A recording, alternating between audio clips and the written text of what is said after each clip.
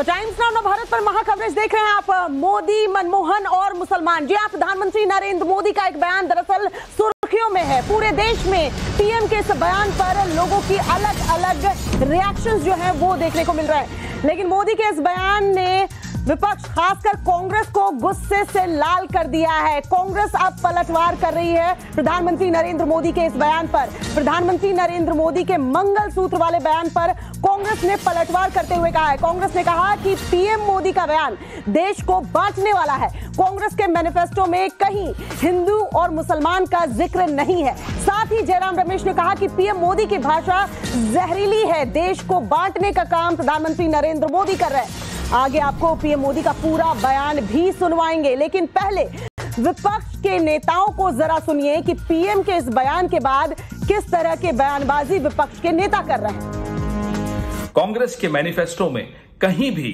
मैं ये चुनौती करता हूं प्रधानमंत्री को, कहीं मुसलमान या हिंदू कोई इस तरह का शब्द हो तो हमें बताएं और ये चुनौती स्वीकार करें, नहीं तो झूठ बोलना बंद करें।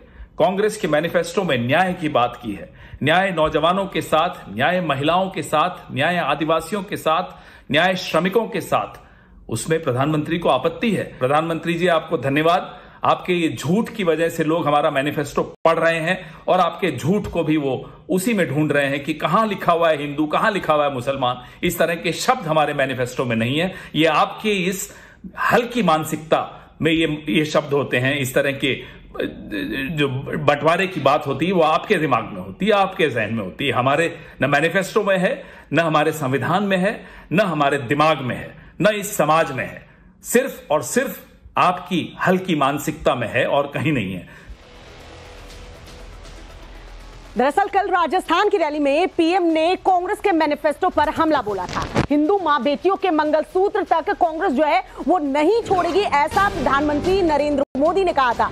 मैनिफेस्टो में घुसपैठियों को गोल्ड बांटने का प्लान है। प्रधानमंत्री नरेंद्र मोदी ने कांग्रेस के मैनिफेस्टो को आड़े हाथों लेते हुए तमाम ये बातें कही थी कि कांग्रेस के मैनिफेस्टो में घुसपैठियों को गोल्ड बांटने का प्लान है। कांग्रेस मानती है कि देश की संपत्ति में पहला हक मुसलमानों का है।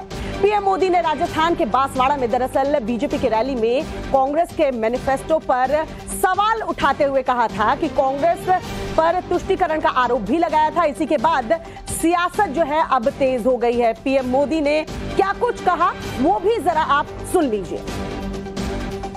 ये जो गोल्ड है बहनों का और जो संपत्ति है, ये सबको समान रूप से वितरित कर दी जाएगी। क्या ये आपको मंजूर है? क्या आपकी संपत्ति सरकार को हटने का अधिकार है? क्या आपकी संपत्ति को, आपने मेहनत करके कमाई हुई संपत्ति को सरकार को ऐंठने का अधिकार है? क्या उस संपत्ति को मेरी माताओं बहनों की जिंदगी में सोना वो सिर्फ शो करने के लिए नहीं होता है, उसके स्वाभिमान से जुड़ा हुआ है। उसका मंगलसूत्र वो एक सोने का कीमत का मुद्दा नहीं है, उसके जीवन के सपनों से जुड़ा हुआ है। तुम उसे छीनने की बात कर रहे हो अपने मैनिफेस्टो में।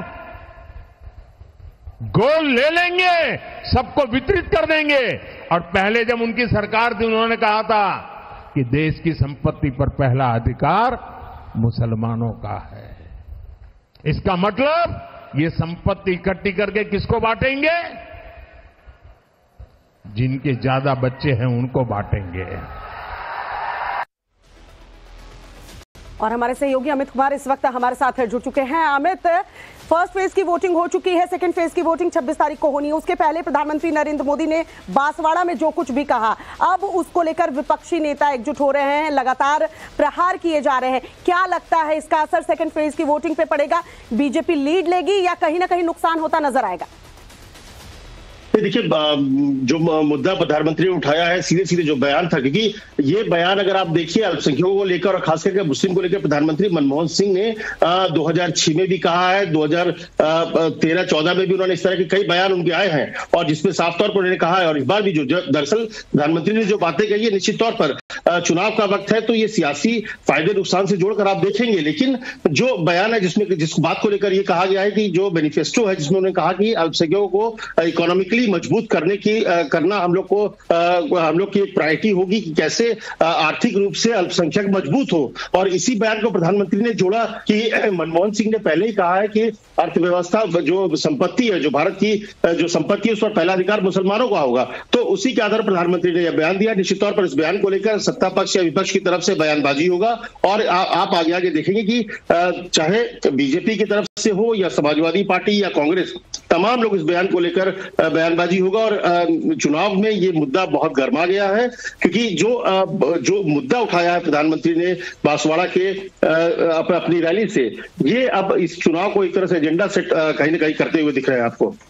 क्लियर मैसेज अमित लगता है कि जा रहा है, क्योंकि यहाँ पर ओवैसी भी इस पूरे मामले पर प्रधानमंत्री नरेंद्र मोदी को घेरते हुए नजर आ रहे हैं, खासकर वो वोट बैंक, अल्पसंख्यकों का वोट बैंक, जिसको लेकर ओवैसी अक्सर बातें करते आते हैं, अपने आप को रहनुमा बताते हैं। बहुत बहुत शुक्रिया अमित तमाम जानकारी हम तक पहुंचाने के लिए। एक और बड़ी खबर इससे जुड़ी हुई आपको बता दें, पीएम के मुस्लिम वाले बयान पर घमासान जारी है। राहुल गांधी और खड़गे का मोदी पर हमला देखने को मिला है। प्रधानमंत्री नरेंद्र मोदी को लेकर न सिर्फ राहुल गांधी ने बल्कि खड़गे ने भी वार किया है। राहुल गांधी ने कहा कि मोदी के झूठ का स्तर गिरता जा रहा है, वहीं खड़गे कह रहे हैं कि ध्यान भटकाने की ये सोची समझी चाल है प्रधानमंत्री नरेंद्र मोदी की। ये ट्वीट हम आपको दिखा रहे हैं। राहुल गांधी ने एक्स पर पोस्ट किया, पहले चरण के मतदान में निराशा हाथ लगने के बाद नरेंद्र मोदी के झूठ का स्तर इतना गिर गया कि घबराकर वो अब जनता को मुद्दों से भटकाना चाहते हैं। ये राहुल गांधी एक्स पर पोस्ट कर रहे हैं, कब? जब बांसवाड़ा में प्रधानमंत्री नरेंद्र मोदी ने कांग्रेस के मैनिफेस्टो पर सवाल खड़े किए। मल्लिकार्जुन खड़गे का भी हम पोस्ट आपको दिखा रहे हैं, सोशल मीडिया पर यह पोस्ट आया है। किस तरीके से उन्होंने भी प्रधानमंत्री नरेंद्र मोदी की बौखलाहट की बात कही है और कहा है कि वो देश की जनता से झूठ बोल रहे हैं। आज मोदी जी की बौखलाहट भरे भाषण से दिखा कि प्रथम चरण में नतीजों में इंडी गठबंधन यानी इंडिया गठबंधन जो है वो जीतता हुआ नजर आ रहा है, और यही वजह है कि प्रधानमंत्री नरेंद्र मोदी की ये बौखलाहट है। ये हेट स्पीच तो है ही, ध्यान भटकाने की एक सोची समझी चाल भी है। तो लगातार कांग्रेस प्रधानमंत्री नरेंद्र मोदी के इस बयान को आड़े हाथों लेती हुई नजर आ रही है। कांग्रेस ने मैनिफेस्टो में हिंदू मुस्लिम ढूंढने की चुनौती दी है, उस पर बीजेपी ने कांग्रेस को घेरा है। कई सवाल भी खड़े हुए हैं। कांग्रेसी वार पर क्या पलटवार हुआ है, ये जरा आप समझिए कि किस तरीके से अब राजनीति गरमाई हुई है। जनता जानती है कि कांग्रेस मैनिफेस्टो में माइनॉरिटी का मतलब क्या है, ये बातें कही जा रही है। 65 साल कांग्रेस सरकार में रही, माइनॉरिटी कमीशन का अध्यक्ष मुसलमान रहा, तमाम बातें कही जा रही हैं कांग्रेस की तरफ से। कांग्रेस के लिए माइनॉरिटी का मतलब पारसी, जैन, सिख, यहूदी नहीं है। ये कांग्रेस ने जो माइनॉरिटी सेल बना रखे हैं उसका अध्यक्ष भी सिख, जैन और सिख पारसी है। कांग्रेस कहती है कि भारत सेकुलर देश है तो समान नागरिक संहिता का समर्थन क्यों नहीं। ये सवाल खड़े हो रहे हैं दरअसल कि आप एक तरफ तो बयानबाजी कर रहे हैं, दूसरे तरफ इन सवालों के जवाब। क्या कांग्रेस ने नहीं कहा कि मुस्लिम पर्सनल लॉ की रक्षा करेंगे? ये क्या बात कांग्रेस पार्टी ने नहीं कही? तमाम सवाल उठ खड़े हुए हैं। क्या कांग्रेस ने ये बात नहीं कहा कि मौलाना आजाद स्कॉलरशिप दोबारा लागू करेंगे? ये तमाम बातें कांग्रेस की तरफ से कही जा रही है कि क्या ये इस कांग्रेस से सवाल हैं? क्या ये कांग्रेस इन सब सवालों का जवाब दे? क्या कांग्रेस ने नहीं कहा मुसलमानों के लिए लोन की शर्तों को आसान बनाएंगे? यानी कांग्रेस अगर सत्ता में आती है तो ये तमाम काम करेगी। स्कूल कॉलेजों में ड्रेस कोड की जगह हिजाब जैसे मजहबी पहनावों का समर्थन क्यों किया जाता है? जब भी ऐसी बातें उठती है तो कांग्रेस पार्टी साथ में खड़ी नजर आती है। ये तमाम सवाल उठ खड़े हुए हैं, कांग्रेस पार्टी से पूछे जा रहे हैं। प्रधानमंत्री नरेंद्र मोदी ने बांसवाड़ा में जो कहा उसके बाद ये अब बहस छिड़ गई है तमाम सियासी दलों के बीच, तमाम पार्टियों के बीच। विपक्ष एक तरफ है और प्रधानमंत्री नरेंद्र मोदी और बीजेपी अपनी बातों को रख रही है। प्रधानमंत्री नरेंद्र मोदी के बयान पर एआईएमआईएम चीफ असदुद्दीन ओवैसी ने भी पलटवार किया। जी हां, ओवैसी ने यह आरोप लगाया है कि पीएम मोदी ने देश के मुस्लिमों को घुसपैठिया करार दिया है। घुसपैठिया शब्द प्रधानमंत्री नरेंद्र मोदी जो कह रहे हैं उसे यहां ओवैसी ने मुसलमानों से जोड़ा है कि मुस्लिमों को घुसपैठिया बताया है प्रधानमंत्री नरेंद्र मोदी ने। मोदी की एक ही गारंटी है, मुस्लिमों को गाली दो, वोट बटोरो। इतना ही नहीं, असदुद्दीन ओवैसी ने यह भी आरोप लगाया है कि आज हालात ऐसे हो गए हैं कि देश के 40% धन पर पीएम मोदी के अमीर दोस्तों का हक है। असदुद्दीन ओवैसी भी इसे जाने देना नहीं चाहते हैं प्रधानमंत्री नरेंद्र मोदी के इस बयान को, और हमलावर होते हुए तमाम बातें असदुद्दीन ओवैसी की तरफ से कही गई हैं, क्योंकि प्रधानमंत्री नरेंद्र मोदी ने बांसवाड़ा में जो बयान दिया था उसमें घुसपैठिया शब्द का इस्तेमाल किया था। ओवैसी कह रहे हैं कि तमाम मुसलमानों को, देश के मुसलमानों को घुसपैठिया कह रहे हैं प्रधानमंत्री नरेंद्र मोदी। मैंने उसमें कहा था कि तुम सीमांचल की जनता को घुसपैठी कहते हो, इसीलिए तुम CAA NPR NRC कराना चाहते हो।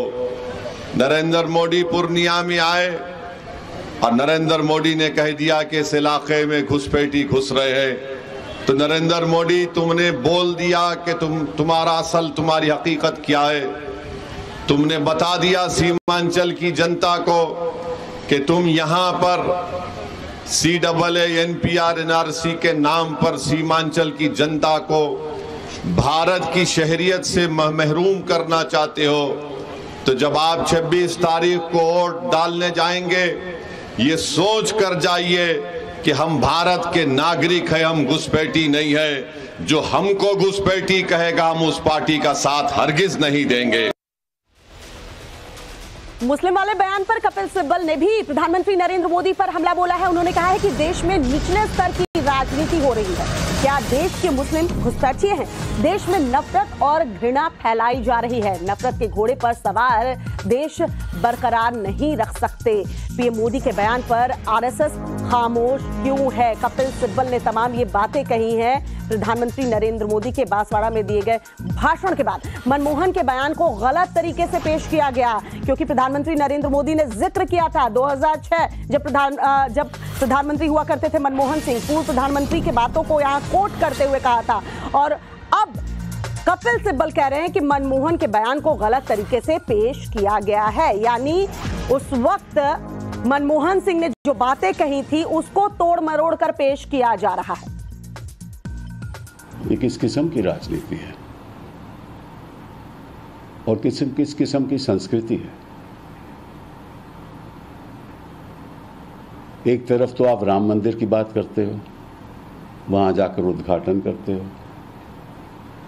राम के आचरणों की बात करते हो,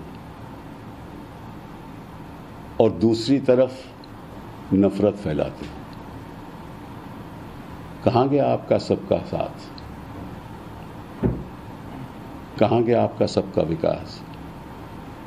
और कहां गया आपका सबका विश्वास?